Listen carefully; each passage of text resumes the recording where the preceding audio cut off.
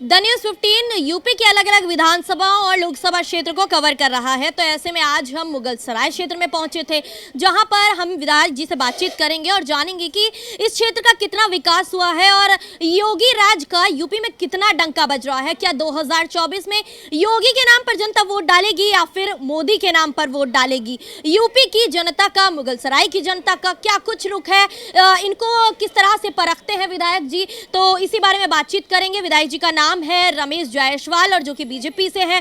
अब बीजेपी इस क्षेत्र में विकास को लेकर कितना काम कर रही है और चुनावी असर में कितना दिखेगा विकास? उत्तर प्रदेश के अंदर जब से योगी जी की सरकार आई है, विकास के नित्य नए आयाम स्थापित हो रहे हैं। उसका जीता नज़ीर मुगलसराय पंडित दीनदयाल उपाध्याय नगर भी है। विकास के यहाँ ऐतिहासिक कार्य हो रहे हैं। हम लोगों ने विकास की जब शुरुआत, हम लोग एक साल 5 महीना मुझे हो गया, और विकास के वो काम हम लोगों ने कराए हैं जो काम इससे पहले की सरकारों ने नहीं कराया था। ये दूसरा कार्यकाल योगी जी का है और विकास तेज़ी से हो रहा है। मुगलसराय विधानसभा ने अभी तो चारों के चारों विधानसभाओं में जहाँ जहाँ भारतीय जनता पार्टी के लोग यहाँ काम करते हैं या जीते हैं चुनाव, वो सब के सब सर्वांगीण विकास कर रहे हैं। मुगलसराय में तो सर्वांगीण विकास हो रहा है, वो दिख रहा है आपको। अभी आप पड़ाव क्षेत्र से होकर आप आई होंगी, वहाँ 328 करोड़ रुपये से 6 लेन बन रहा है। अभी एलिवेटेड पुल के लिए 400 करोड़ रुपए की योजना बनकर, एस्टिमेट बनकर कार्य योजना में शामिल होने जा रही है। ऐसे करके अनेक काम, बहुत सारा काम, अगर आप सुनना चाहें तो मैं एक लंबी फहरिस्त आपको बता सकता हूं कि विकास के इतने काम हैं इस क्षेत्र के अंदर। 1 साल 5 महीना मुझे हुआ। गड़ई नदी अभी हमारे यहाँ है, जिससे करीब 20 गाँव के लोग कनेक्टिविटी उनकी होती है। वो आज़ादी के बाद अब तक बन नहीं पाया था किन्हीं कारणों से। उसका भी मैंने एट ए टाइम जो है उस पर भी मैंने ध्यान आकर्षण कराया सरकार का, और सरकार ने तुरंत उस पर जो है कार्रवाई करते हुए उसको डीपीआर तक बनाने के लिए आदेश कर दिया। इसका मतलब वो गड़ी नदी का पुल बन के तत्काल तैयार होगा। साथ ही साथ हमारे चंदौली जो हमारी विधानसभा है, वो मुख्यालय की विधानसभा हमारी है, उसमें भी 390 करोड़ रुपए का काम। मुख्यालय विधानसभा हमारा जो पंडित दीनदयाल उपाध्याय नगर का है, चंदौली है, चंदौली से सैदपुर का नियर अबाउट 397 करोड़ रुपए का काम 6 लेन का, 4 लेन का वहाँ भी चल रहा है। सीसी रोड बन रहे हैं। हमारे यहाँ ट्रामा सेंटर का अभी हाल में ही करीब 10 दिन पहले ही हम लोगों ने ट्रामा सेंटर का भी शिलान्यास करवाया है। शिलान्यास जो पहले करवाया था उसका काम शुरू कराया अभी हम लोगों ने। हमारे यहाँ मेडिकल कॉलेज बन रहा है। बीच में टोक रही हूँ, लेकिन जनता का रुख लगातार जाना है द न्यूज़ 15 में। नाराजगी जताई जा रही है, योगी सरकार में काम नहीं हो रहा है, कह रहे चंदौली का कोई विकास नहीं। देखिए, मैं बता दूं आपको, जिन्होंने विकास आपको उन्हीं लोगों से पाला आपका पड़ा होगा जिन्होंने कभी विकास किया नहीं, और दूसरे के विकास उनको दिखते नहीं है। जो व्यक्ति कोई काम ही नहीं करेगा उसे विकास कहाँ से दिखेगा? ये तो आम जनता से पूछिए, आप मालूम पड़ेगा कि आने वाले 2024 में इस विकास की परिणति जीत के साथ तय होने वाली है। इस चंदौली जिले की लोकसभा पर भारतीय जनता पार्टी का परचम स्पष्ट दिखाई दे रहा है। और हम सब लोग ये बात विधायक होने के नाते नहीं बोल रहे हैं, हम सब लोग एक संगठन के कार्यकर्ता हैं। जमीन पर काम करना हमारा स्वभाव रहा है।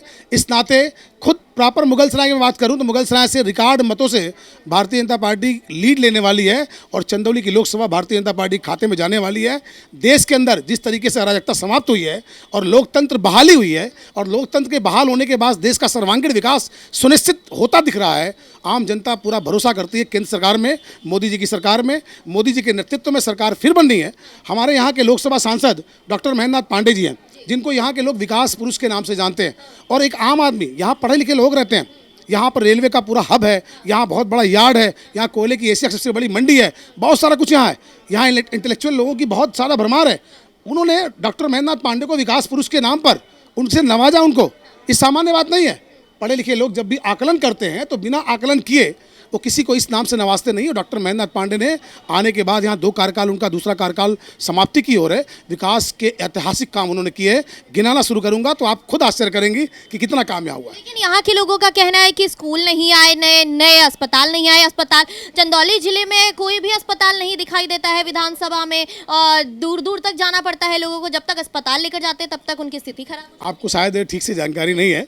चंदौली मुख्यालय में ही पंडित कमलापति हॉस्पिटल है, बहुत बड़ा हॉस्पिटल है। साथ ही अभी माननीय मुख्यमंत्री जी ने निर्देश किया था कि सभी के सभी जिलों में एक मेडिकल कॉलेज खुलेंगे। निर्मित स्थिति में है, अभी वर्क इन प्रोग्रेस है, बहुत तेज़ी से काम चल रहा है।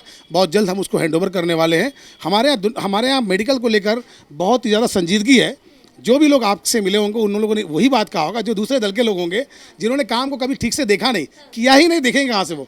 उन्हें समझ में आता है कि विकास नहीं हुआ है। विकास अगर नहीं हुआ होता तो इस पंडित दीनदयाल उपाध्याय नगर मुगलसराय में पिछली बार भी हमारे ही दल की विधायक यहाँ रहा करती थी, उसके बाद मैं फिर यहाँ चुनाव जीता और विकास नहीं हुआ होता तो उससे ज़्यादा वोट मैं कैसे पाके चुनाव जीतता। इसका मतलब ये हुआ कि विरोधी सिर्फ बकवास करता है, काम कुछ नहीं करता है। पूरे देश की जनता, पूरे प्रदेश की जनता मोदी जी के नेतृत्व में, योगी जी के नेतृत्व में विश्वास करती है और निश्चित तौर पे हम सफलता हासिल करेंगे। ये आपके चैनल के माध्यम से जीत के बाद मैं आपको बताने जरूर आऊँगा। यदि विकास की बात की जा रही है और इलेक्शन की ही बात की जा रही है तो चेयरमैन इलेक्शन हुआ था, उसमें यहाँ से किन्नर जीत गई हैं। भाजपा को क्यों यहाँ पर हार का सामना करना पड़ा? देखिए, लोकल चुनाव था, लोकल एजेंडे अलग अलग होते हैं। लोकल एजेंडों में जनमानस की संतुष्टि या कुछ भावनात्मक तरीका, जनमानस में आपने देखा होगा पिछली बार भी हम लोग के निकाय के चुनाव हुए थे, तब भी हम लोगों ने 18,000 वोट पाके हम लोग यहाँ चुनाव जीते थे। इस बार भी हम 18,000 वोट पाएँ, लेकिन क्या है कि आज भारत के अंदर, सनातन संस्कृति के अंदर हम जज्बात और भावनाओं के साथ भी जुड़े रहते हैं। हमारे यहाँ की महिलाओं ने, हमारे यहाँ के लोगों ने भावनात्मक तरीके से जुड़कर किन्नर ने उनको आशीर्वाद दिया। कुछ उसका रहा होगा, कुछ उसका सिस्टमेटिक व्यवस्था उन्होंने बनाया होगा, किसी ने प्लानिंग करके योजनाबद्ध तरीके से किया होगा। वो करते क्या थे किन्नर महोदय कि वो आते थे, एक सिक्का लेके अपने ऊपर ऐसे करके उनको देते थे। आज भावनाओं के अंदर बह के लोगों ने उनको वोट दे दिया। आज पश्चाताप कर रही है जनता कि हम लोगों ने कैसे दे दिया। अब योजनाबद्ध तरीके से कभी कभी चीज़ें सफल हो जाती हैं, कभी कभी चीज़ें विकास गौण हो जाती है और ऐसे भी लोग चुनाव जीत जाते हैं। तो उसी का नतीजा सामने आपको दिख रहा है। तो लग रहा है कि विकास कर पाएंगी किन्नर? विकास कर पाए किन्नर, किन्नर से पूछिए, ये सवाल तो मेरा है नहीं। अच्छा, कहा जा रहा है कि उनको फंड नहीं दिया जा रहा है, उनको काम करने नहीं दिया जा रहा है क्योंकि वो भाजपा से नहीं। मेरी पत्नी 2012 में यहाँ पर जब समाजवादी पार्टी की पूरे प्रदेश के अंदर सरकार हुआ करती थी, तो मेरी पत्नी यहाँ इस जनपद के अंदर 2012-17 तक वो चेयरमैन थी। चेयरमैन ने के कार्यकाल में जो फंड उनको मिलता था वही फंड आज भी मिलता है। फंड में कटौती सरकार कभी नहीं करती है, क्योंकि नगरीय निकायों के विकास के लिए, ग्रामीण अंचलों के विकास के लिए सरकार की कटिबद्धता है। फंड उतना ही आता है। अब सवाल ये है कि आपके पास विवेक कितना है। कभी कभी आपने देखा होगा कम पैसे में लोग अच्छा काम कर जाते हैं और कभी कभी बहुत पैसा मिलने के बाद भी, विवेकहीन होने के बाद वो आदमी काम नहीं कर पाता। अब कैसे ये काम नहीं कर पा रहे, कैसे इनको बात समझ में नहीं आ रही है, ये वो जाने।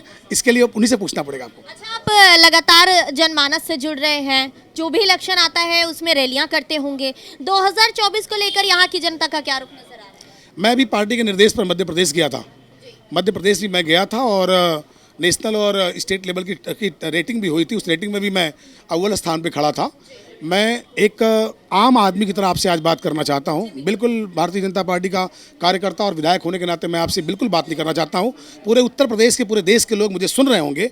मैं उनसे ये बात खुद स्वयं पूछना चाहता हूँ, कहना चाहता हूँ, निवेदन करना चाहता हूँ कि जिस तरीके से पूरे देश के अंदर भारतीय जनता पार्टी के अंदर जो काम हो रहा है, इस सरकार के अंदर जो नेतृत्व मोदी जी का मिला है, उसमें जितना विकास कार्य हो रहा है वो विकास का इससे पहले कभी नहीं हुआ।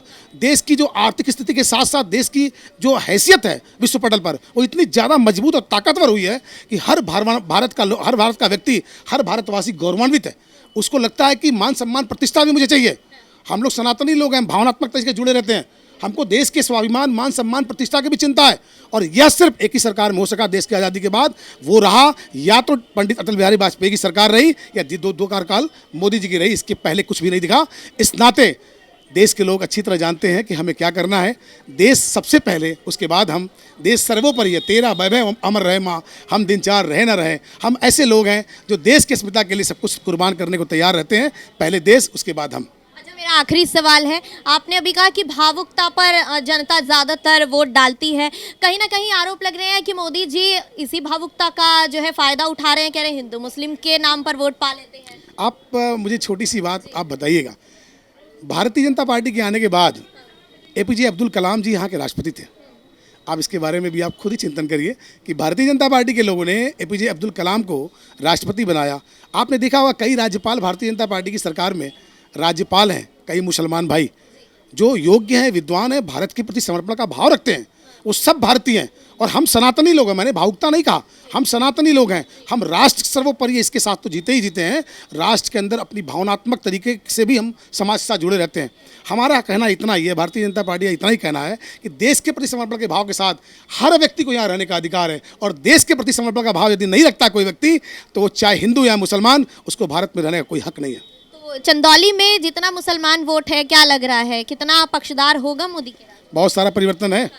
मैं खुद चुनाव लड़ा था और मैं विधायक यहाँ हूँ, और विधायक क्या हूँ, मैं तो एक कार्यकर्ता हूँ, संगठन का स्वयंसेवक हूँ। और इस नाते मैं आपको बताना चाहता हूँ कि आप ये सामने बैठे ये मुसलमान हैं, आपके पीछे भी खड़े लोग हैं मुसलमान हैं, ये वीडियो जो बना रहा है ये भी मुसलमान है, ये सब मुसलमान हैं। एक छोटी सी आप 20 की संख्या में 6 मुसलमान आप यहाँ देख रही हैं, तो औसत लगा लीजिए कितने मुसलमान साथ में हैं। जी, बहुत बहुत शुक्रिया सर हमारे साथ जुड़ने के लिए, ऐसी और लेटेस्ट जानकारी को जानने के लिए और चर्चाओं को सुनने के लिए। देखते रहें the news 15। Camera person Mithilesh के साथ मैं अंजलि राठौर।